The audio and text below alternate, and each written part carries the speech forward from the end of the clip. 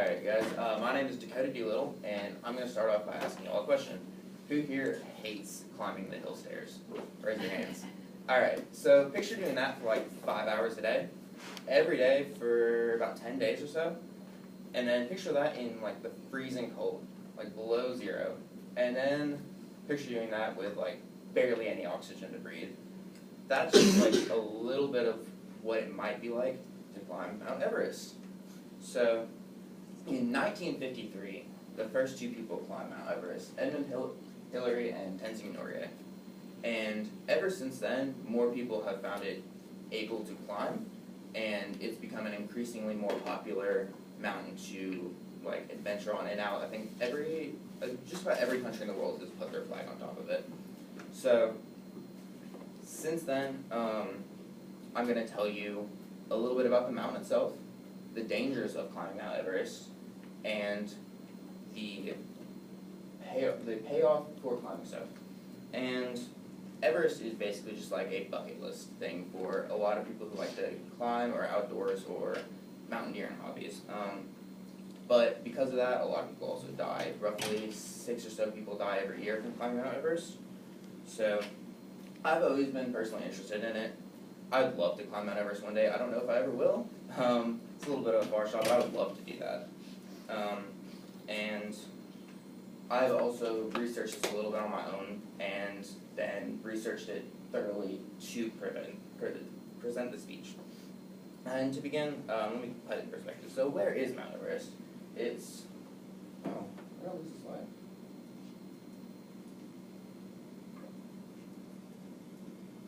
Oh, never mind. Oh, okay, so it's bordering Nepal and China. It's in the Himalayas, if you didn't know that. It's the tallest mountain in the world.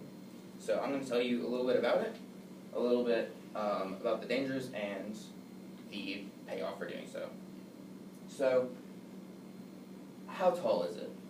Well, according to a 2017 CNN report by Sukham Pokhara, Everest is 29,000 feet and 29,035 feet. So, for reference, does anyone know where Clingman's Dome is in the Smoky Mountains? It's the tallest point in the Smoky Mountains. It's 6,643 feet. Mount Everest is 4.4 times taller than that. So that's pretty tall. So for a little bit of reference, you don't know where Clingman's Dome is. Mount Everest is 725 times taller than climbing the hill.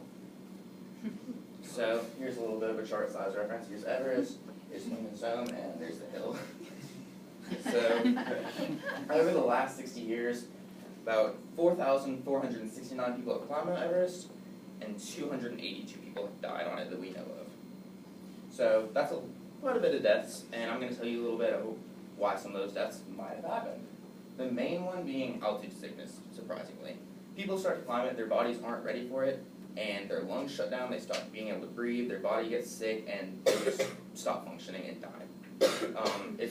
If you aren't prepared, if you have to prepare for years before you even start trying to climb it, and if you don't, that's what happens. A more common one would be frostbite.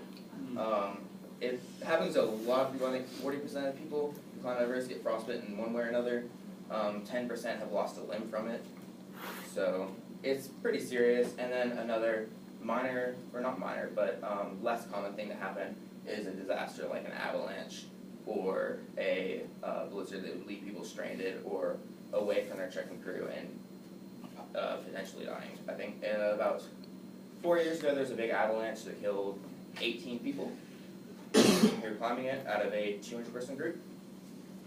So that's why Mount Everest might not be for everyone, but for the people it is, the payoff is pretty great. Everyone who climbs it basically says it's an event that they'll remember for the rest of their lives. Some people just really love the adrenaline rush, and some people like just getting up on the top and taking in the beauty of the world.